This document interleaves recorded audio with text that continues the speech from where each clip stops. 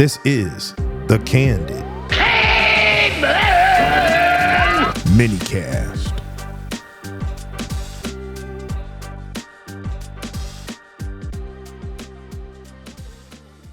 Welcome back, everyone, and thanks for tuning in. We live in a day and age where the word gaslighting seems to get thrown around pretty often. And it's usually used when referring to romantic relationships, but it's definitely a tactic that's not exclusive to romantic relationships at all. And for those of you out there who don't know what gaslighting is, I'll give you a quick definition of it from the Webster's Dictionary. Gaslighting is the psychological manipulation of a person, usually over an extended period of time, that causes the victim to question the validity of their own thoughts, perception of reality, or memories, and typically leads to confusion, loss of confidence and self-esteem, uncertainty of one's emotional or mental stability, and a dependency on the perpetrator. Or, gaslighting is also defined as the act or practice of grossly misleading someone, especially for one's own advantage. Now, the first definition for gaslighting feels way more applicable to relationships and dating, or even personal friendships. So I'm going to focus more on the second definition during this minicast, because that's the one I feel best describes the point that I'm trying to make here. The reason I'm even talking about gaslighting in the first place is because it oftentimes plays a significant role in the topic of this minicast, which is all about me dispelling the myth that quitting in certain situations is always a bad thing, or that quitters never win, which is a complete and utter load of BS. There have been countless situations where someone may want to quit something or move in a different direction for whatever reason, and the person being quit on will try to gaslight the quitter by using those BS terms like quitters never win, or accuse the quitter of not having enough heart, when there are plenty of situations of that being the farthest thing from the truth. Now, I'm sure there are plenty of people out there already accusing me of being soft, taking the easy way out, or even encouraging quitting when things get tough. And as usual, I really don't care what you think, which is something I'm actually going to bring up very shortly. So just hang around for a bit, and I promise I'll circle back to that.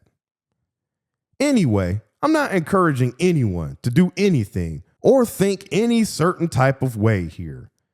I'm just dispelling some myths around this whole quitting subject and taking some of the power away from you weak-ass gaslighters that use manipulation and mind games to treat people unfairly and then turn around and make them feel bad about it. So the first half of the myth that I want to dispel when it comes to quitting is when it relates to people, particularly kids, playing some kind of sport. Let's say that you have a son who's been begging you to play baseball, for example. You finally cave in and buy him a baseball mitt, a baseball bat, batting gloves, sliding pants, and all the other things he needs to play America's favorite pastime. 5 practices into the season, your son comes home and he says he wants to quit because baseball is too hard. As a parent, you have every single right to tell him no. We just spent all of this money buying every single piece of baseball equipment that you needed to be on the team, and now you want to quit after 5 practices? Nope, not happening. You're going to play out this entire season, and if you decide that you still hate baseball after the season, then you're free to quit and move on to something else. But you will ride out this entire season. There's absolutely nothing wrong with that scenario. And I think any sensible parent would do the exact same thing. Look, man, sports are hard. And you have no idea if you really like the sport or how good you could possibly be in the sport after only 5 practices. On top of the fact that your parents just spent a whack-a-dough on your equipment. So sorry, not sorry, buddy, but you ain't quitting until the very end of the season in this particular scenario. Now I can move on to the real point that I'm trying to make. Let's stick with the same sport here and continue using the baseball reference. Let's pretend that your kid is on a high school team and he's doing extremely well in practice. He's hitting well, fielding well, and doing everything that he should be doing correctly. But the coaches still refuse to play your son because the coaches have their favorites that they choose to play over your son, even though the favorites aren't as skilled or as good as your son is. This kind of thing happens all the time at all levels of sports, but it's usually much worse on the high school level because the pressure on the coaches to win just isn't the same as it is once you get to college, and definitely not the same as it is in the pros. But make no mistake about it, favoritism still happens on all levels. If your son plays a few seasons dealing with this BS, even after he's had numerous fruitless conversations with the coaches, trying to figure out why he's not playing or what more he needs to do to get on the field, I'd have absolutely zero issue with my kid quitting the team in this situation. And here's where these weak-ass piece of garbage coaches always try to gaslight you by using the whole quitters never win BS, or try to say that even if you're not playing, you can still contribute to the team by being the best water boy, helping out your teammates, and just being a positive role model for others on the team to look up to. Man, get out of my face with that BS. You're going to intentionally hold my kid back and not play him over people he's clearly better than because you're playing the favorites game, but then expect him to sit on the team and be a damn cheerleader for you? The coach in this situation doesn't give one bit of a damn about your kid learning valuable life lessons. He's using your kid as a ball boy, a water boy, or a practice dummy to fill out his team roster while your kid goes to practice every day and outshines the competition, but still can't see the field because he's not kissing the coach's ass. And circling back to the point I made in my intro, this is where coaches like to lay down the heavy talk about how quitting looks and try to shame your kid into staying on the team. But guess what?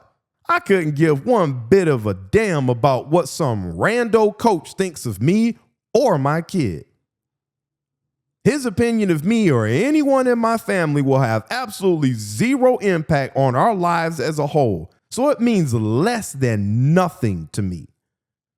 This coach's opinion of my son in this instance won't affect my son's ability to get a job, be a great adult, make lots of money, find a wife, etc., etc. This coach doesn't even respect you enough to give you a fair break on the field, but now all of a sudden you're supposed to respect his damn opinion of you? All this coach is trying to do here is gaslight you into somehow looking like the bad guy for his unfair decisions so that the coach can simply continue to manipulate you. And the sad part is that there are way too many weak-minded parents and kids that fall for these Jedi mind tricks because they care more about someone else's opinion of themselves instead of their own opinion of themselves. Look at it this way. If you were at a job working your ass off and being a model employee, yet others were always receiving larger raises than you were and getting promotions that you deserved, even though they put in less work than you did, would you stay at that job for the long term because of the good of the company or because you don't want to look like you quit on the company? Of course not.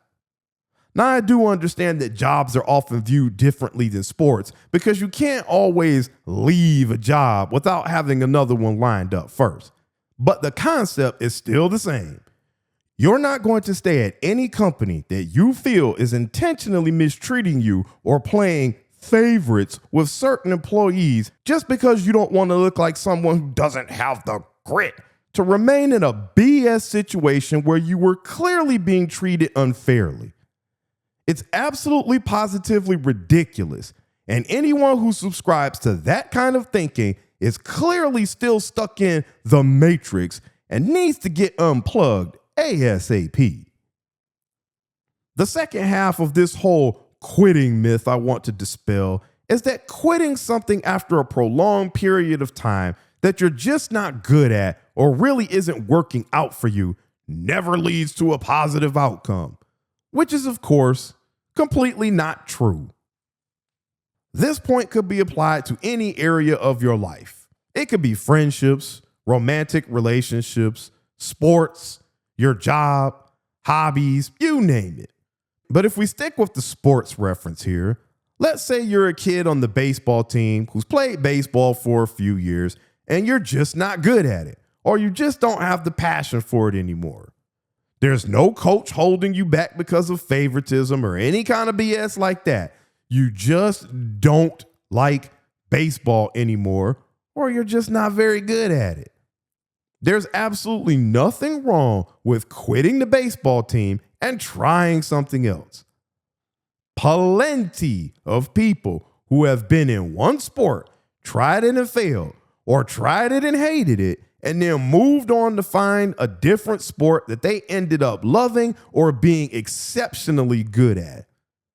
If those people decided to stick it out for the good of the team or remain in a certain spot just to not look like a quitter, they never would have found the sport that was actually meant for them to be playing. If you're a boxer who's frustrated that you keep getting your head beat in every sparring session because your head movement just won't improve or your reaction time won't allow you to move quickly enough to dodge punches, you don't just sit there and continue to get concussed every single day just to look like a tough guy or not quit. You go find some other sport where maybe your reflexes and athleticism are a better fit and allow you to keep your damn brain intact. Who gives a damn what others think about you quitting? They're not going to be the ones feeding you applesauce from a spoon when your brain is a puddle of goo because you didn't quit boxing when the writing was on the wall. If we look at something like a romantic relationship, the exact same concept applies. If you're dating someone and things just aren't working out between you two, and you've tried all the therapy, counseling, and Dr. Phil appearances known to man, yet you're still not getting along, you don't remain in that relationship just so that you don't quit on that person or because it will look like you gave up on them. This is most likely a sign that you two just aren't right for each other and that maybe there's someone else better out there for both of you. But you aren't able to go out and find that person because you're both still stuck trying desperately to force a relationship that clearly wasn't meant to be just so that it doesn't look like you quit on each other. Or you're remaining in the relationship simply because you don't want to look like the bad guy for ending something that's clearly not working despite all the efforts you're both putting into trying to salvage the relationship. I know some people will disagree with me in this situation, but I'm sorry. As far as we know, we only get one time around this earth. And I just don't believe in wasting time, energy, and possibly even financial resources on things that all signs are pointing towards just not being meant to be. To wrap things up here, I'm hoping that my message in this minicast was very clear. I'm not at all suggesting that quitting at the first sign of trouble or resistance is the key to life, because it most definitely is not. Life is rough as hell, extremely unfair, and it will continue to kick you when you're down and not give one bit of a damn on how that makes you feel. So yes, there are plenty of scenarios in life where giving up or quitting is never and will never be an option. I'm also not suggesting that giving up on something you love when it gets difficult is the answer either. If you love it, then you can't give up on whatever that thing is just because it doesn't come easy to you. However, there are certain situations where life will make it very clear that it's time for you to move in a different direction and seek new things or opportunities, or move on from a coach, friend, or partner that may be gaslighting the hell out of you just to continue using you for their benefit. Nothing in this world is ever black and white. So yes, in some instances, quitters never win. But in other situations, a quitter can end up being the biggest winner of all. As always, if you're listening in on YouTube, I appreciate a like, a subscribe, or you leaving a comment. I'm continuing to try to bring you great content, and I hope that you enjoy the kind of podcast that I'm bringing to you. Thanks for listening in. I will catch you on the next one.